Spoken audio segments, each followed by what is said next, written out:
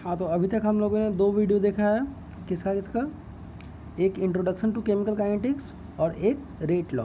अब हम लोग पढ़ने वाले हैं थर्ड पार्ट, और सबसे मेजर पार्ट और सबसे बड़ा पार्ट यही है, इंटीग्रेटेड रेट इक्वेशंस। क्या? Integrated rate equations.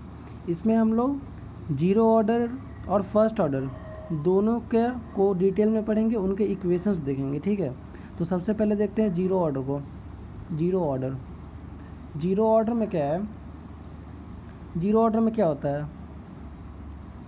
Reactant A है, मान लो वो प्रोडक्ट बन रहा है, तो जो रेट होगा, रेट ऑफ रिएक्शन, वो क्या होगा? के ए का पावर जीरो। ये पावर ही तो ऑर्डर होता है, तो ऑर्डर जीरो है तो पावर यहाँ पे जीरो आएगा। रेट अगर रिएक्टेंट के टर्म में लिखेंगे तो वो क्या होगा? रिएक्टेंट डिक्रीज करता है minus change in concentration of A by time, minus D A by D T को ही रेट बोलेंगे, इक्वल्स टू के ए का पावर जीरो। ठीक है, अब minus D A D T को उस साइड भेज दें।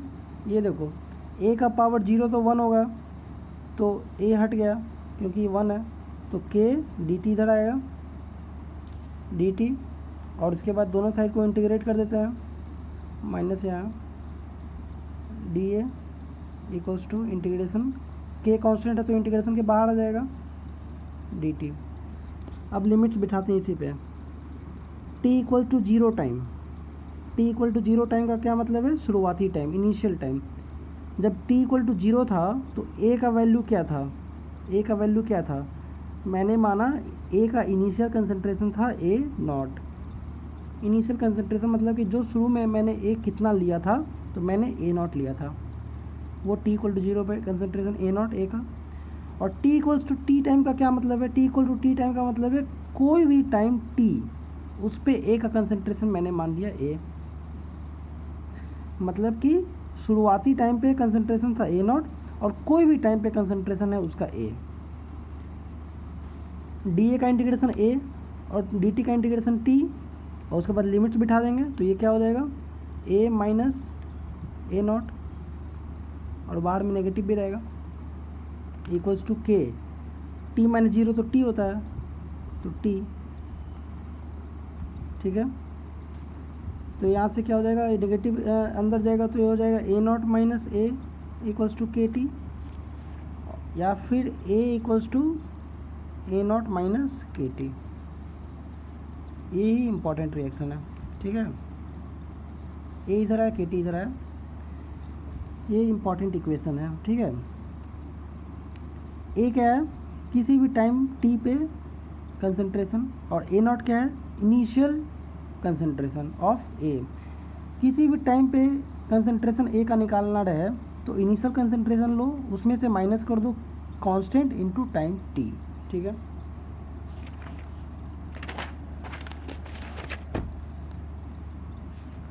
क्या इक्वेशन आया था मेरा? A equals to A not minus K T. इसका ग्राफ बनाते हैं। ग्राफ में वाई एक्सिस पे है ए और एक्स एक्सिस पे है टाइम टी। वाई एक्सिस पे ए है तो मतलब ये तुम्हारा ए हो गया वाई, और टाइम टी हो गया एक्स। एक्स के साथ होता है वो होता है एम, और अलग से होता है सी, तो Y equals to M X plus C हो गया। एम इसका नेगेटिव है, माइनस के, यानी स्लोप नेगेटिव है। नेगेटिव स्लोप होता है तो ग्राफ ऐसे होता है। ठीक है, और वाई इंटरसेप्ट पॉजिटिव है, मतलब वाई इंटरसेप्ट पॉजिटिव है, ये है वाई इंटरसेप्ट, ये पॉजिटिव साइड में है, तो ये पूरा वाई इंटरसेप्ट कितना है? ए नॉट। और नेगेटिव स्लोप है, तो ये नेगेटिव स्लोप, जिसका स्लोप कितना हो जाएगा? स्लोप हो जाएगा माइनस के। ये ग्राफ हो गया। ठीक है, पॉजिटिव इंटरसेप्ट कितना है? ए नॉट, यानी इनिशियल कंसंट्रेशन, और स्लोप कितना है? नेगेटिव के, यानी डिक्रीजिंग ग्राफ है। इसमें अगला इम्पॉर्टेंट चीज़ जो है वो है हाफ लाइफ। हाफ लाइफ क्या होता है? अगर मान लो रिएक्शन है ए से प्रोडक्ट, तो कितने देर में ये रिएक्शन आधा कंप्लीट हो जा रहा है? आधा कंप्लीट रिएक्शन कब मानेंगे? अगर मान लो इसका वैल्यू शुरू में था 100, रिएक्टेंट धीरे धीरे घटता है, तो इसका वैल्यू 100 से घट के हो गया 50, इसका मतलब आधा कंप्लीट हो गया। 100 से 50 हो गया, 50 से बाकी कंप्लीट होगा। तो रिएक्शन को आधा कंप्लीट होने में कितना टाइम लगता है, उसी टाइम को बोलते हैं हाफ लाइफ। बहुत आसानी से हम लोग निकाल सकते हैं ये। अगर मान लो A equals to A not minus K T, यही होता है ना जीरो ऑर्डर का इक्वेशन, मैंने देख लिया A equals to A not minus K T. तो हमको निकालना है क्या? हमको निकालना है हाफ लाइफ। हाफ लाइफ को बोलते हैं टी हाफ। क्या बोलते हैं? T half. तो हाफ लाइफ में क्या होगा? ए का कंसंट्रेशन कितना हो जाएगा? ए का कंसंट्रेशन हो जाएगा शुरुआत में जितना लिए थे उसका आधा। शुरुआत में हम जो लिए थे उसको तो माने हुए ए नॉट, तो ए का वैल्यू क्या हो जाएगा? A nought by two. A nought by two. और टाइम को क्या बोलते हैं? T half. तो यहाँ से बताओ क्या हो जाएगा? ए नॉट इधर जाएगा तो minus A nought by to, तो ये ए हो जाएगा क्या? सही है। यहाँ से टी हाफ क्या निकलेगा? यहाँ से टी हाफ आ गया मेरा ए नॉट बाई टू के। ओके,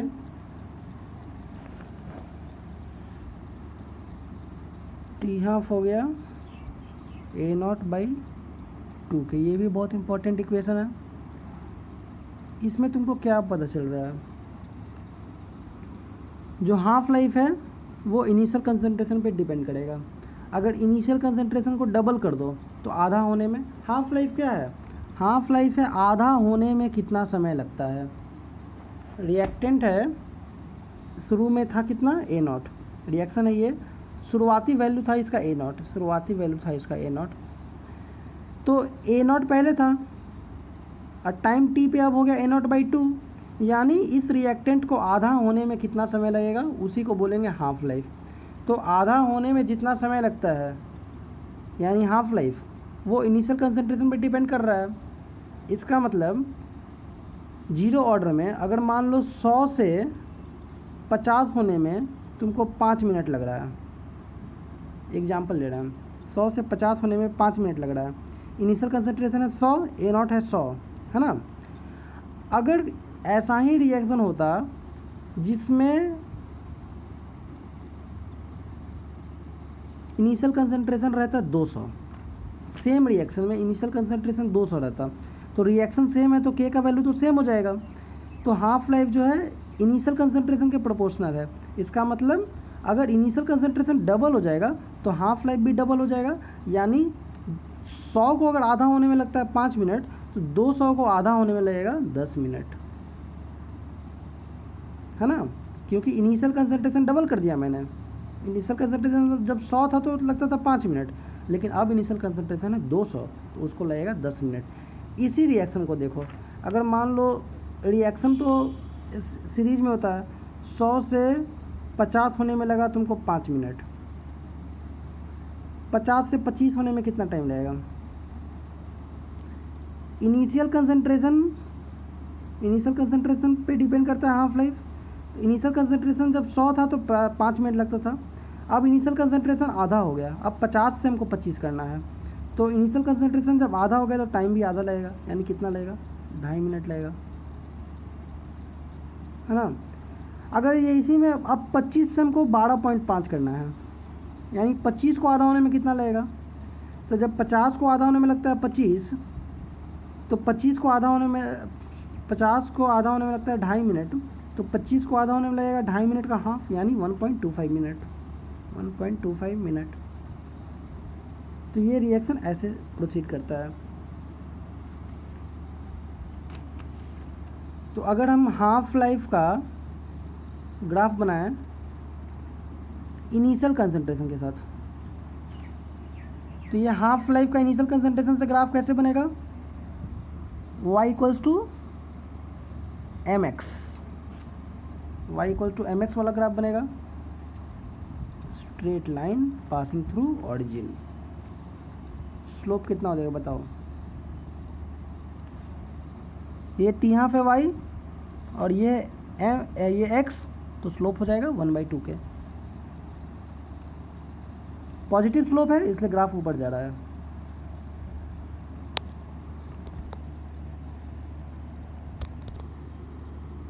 ये फर्स्ट ऑर्डर रिएक्शन है। फर्स्ट ऑर्डर रिएक्शन में ए से प्रोडक्ट बनता है, तो जो रेट है वो डिपेंड करेगा के ए का पावर 1 पे, ठीक है, क्योंकि ऑर्डर फर्स्ट है तो पावर 1। रेट क्या होता है, रेट को रिएक्टेंट के टर्म में लिखो तो क्या हो जाएगा, माइनस dA/dt इक्वल्स टू के ए को इस साइड भेजो और टाइम को उस साइड भेजो, तो ये क्या हो जाएगा, माइनस dA/A इक्वल्स टू के dt। दोनों साइड को इंटीग्रेट कर दे रहे हैं, इसको भी इधर इंटीग्रेशन लगाए, इधर भी इंटीग्रेशन लगाए, इधर इंटीग्रेशन लगाया तो जो के था वो बाहर में आ गया और अंदर में कौन रह गया, सिर्फ dt। इधर है माइनस dA/A का इंटीग्रेशन, माइनस बाहर में है।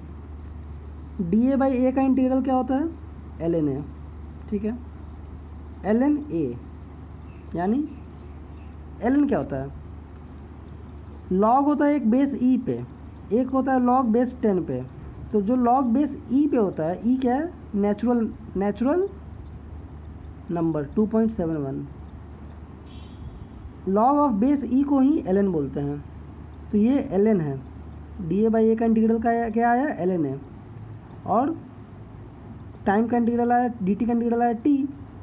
अब लिमिट्स बिठाओ, t इक्वल टू 0 पे जो a का वैल्यू था वो था A0 यानी initial concentration of A। t equal to t पे जो a का वैल्यू था वो था A यानी फाइनल कंसंट्रेशन ऑफ A।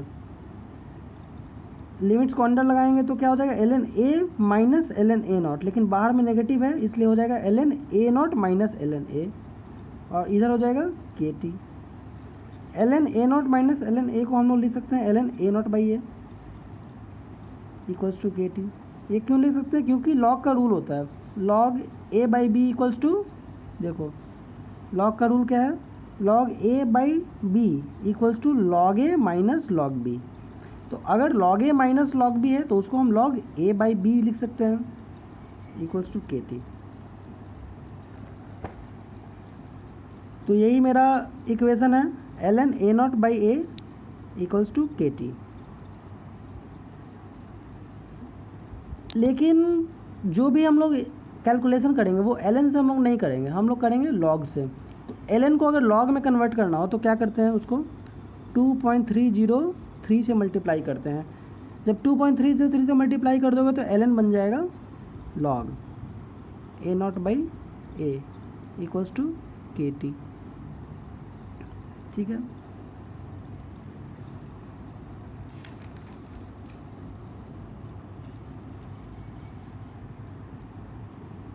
अगर यहाँ से तुमको टाइम निकालना रहे तो k को नीचे भेज दो, और अगर k निकालना रहे तो टाइम को नीचे भेज दो, बस यही है। 2.303 log A0/A equals to KT होगा। अब यहाँ पे हम लोग को ग्राफ पढ़ना है, तो ग्राफ किसका इसके बीच बनाएंगे, ठीक है। ये इक्वेशन देखो, ये इक्वेशन देखो, दोनों तो सेम है। यहाँ log A0/A को log A0 minus A log A कर दिया है इक्वल्स टू KT। ग्राफ बना रहे हैं किस में, log A और टाइम के बीच में। कैसे बनेगा, log A 2.303 को नीचे भेज दो, ठीक है। यहाँ पे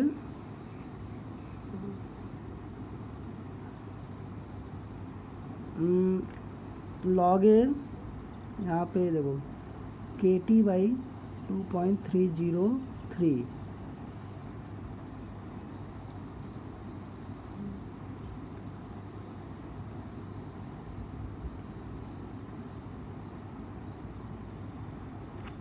ये सही है। देखो 2.303 को नीचे भेजे तो होगा KT/2. ये देख लेना, ये सही मैंने लिखा है, ठीक है।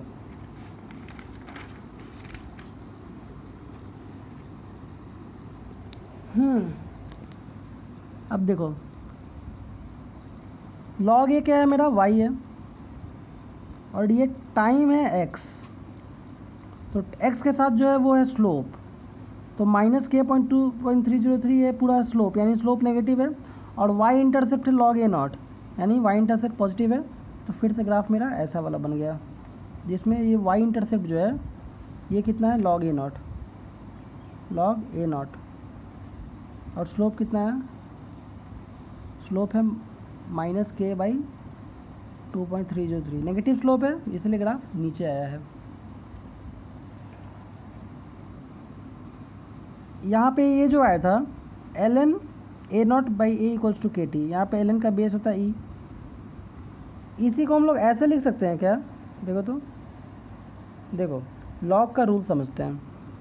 लॉग का रूल होता है कि अगर मान लो 10 का स्क्वायर है, कितना है 100, तो इसको कैसे लिखते हैं, इसको लिखते हैं log ऑफ 100 बेस 10 = 2, ठीक है। ये log में ऐसे लिखो या नॉर्मल ऐसे लिखो, दोनों बात सेम है। तो अगर कोई log में लिखा हुआ है ऐसे, और हमको उसको एक्सपोनेंशियल फॉर्म में लिखना है, तो इसको कैसे लिखेंगे, बेस का पावर ये इक्वल्स टू ये हो जाएगा, तो बेस है ई का पावर kt, ई का पावर kt इक्वल्स टू क्या हो जाएगा, a0/a, सॉरी a0/a, है ना। तो अगर a लिखना रहे तो a क्या हो जाएगा, a0/e का पावर kt, और e का पावर kt नीचे में, ऊपर जाएगा तो हो जाएगा e का पावर -kt,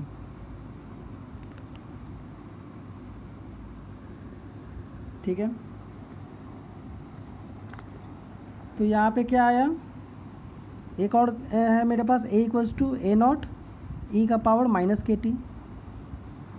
अब ये एक्सपोनेंशियल ग्राफ है, अगर यहाँ पे हम लोग कंसंट्रेशन a का ग्राफ बनाएं टाइम से, यहाँ पे मैंने log a का ग्राफ बनाया टाइम से, लेकिन अब हम बनाना चाह रहे हैं a का ग्राफ टाइम से, तो a का इनिशियल कंसंट्रेशन होगा वो कितना होगा, a0, जब t का वैल्यू 0 होगा, t का वैल्यू 0 होगा तो ये पूरा 0 हो जाएगा, तो e का पावर 0 = 1, तो वैल्यू हो जाएगा a0, और उसके बाद धीरे धीरे घटेगा, कैसे, एक्सपोनेंशियली घटेगा, नेगेटिव है, डिक्रीज कर रहा है। ये ग्राफ हो गया। अब हाफ लाइफ,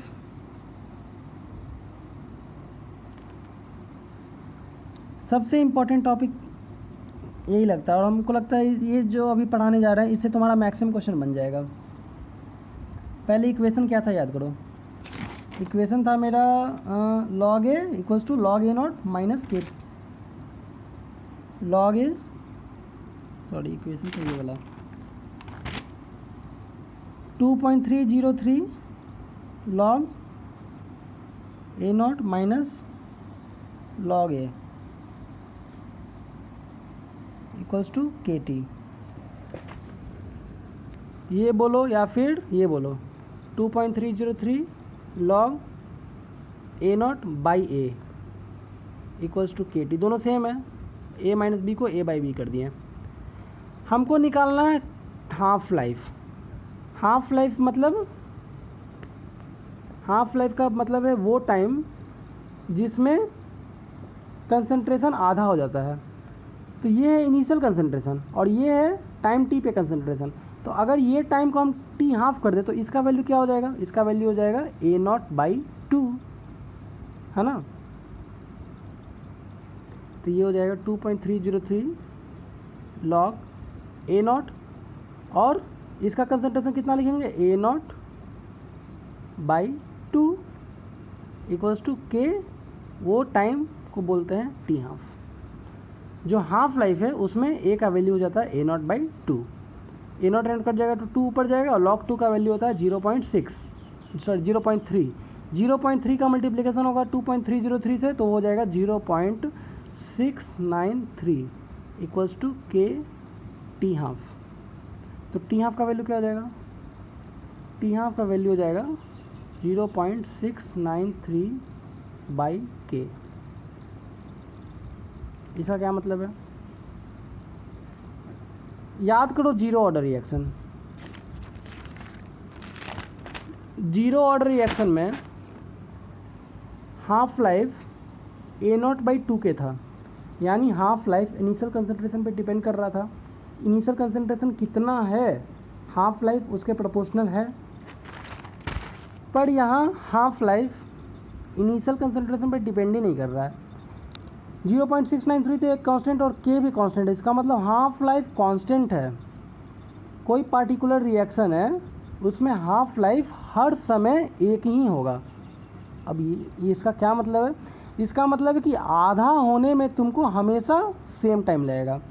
मतलब फर्स्ट ऑर्डर रिएक्शन में अगर 100 से 50 होने में 5 मिनट लगता है, तो 50 से 25 होने में भी 5 मिनट लगेगा, और 25 से 12:30 होने में भी 5 मिनट लगेगा।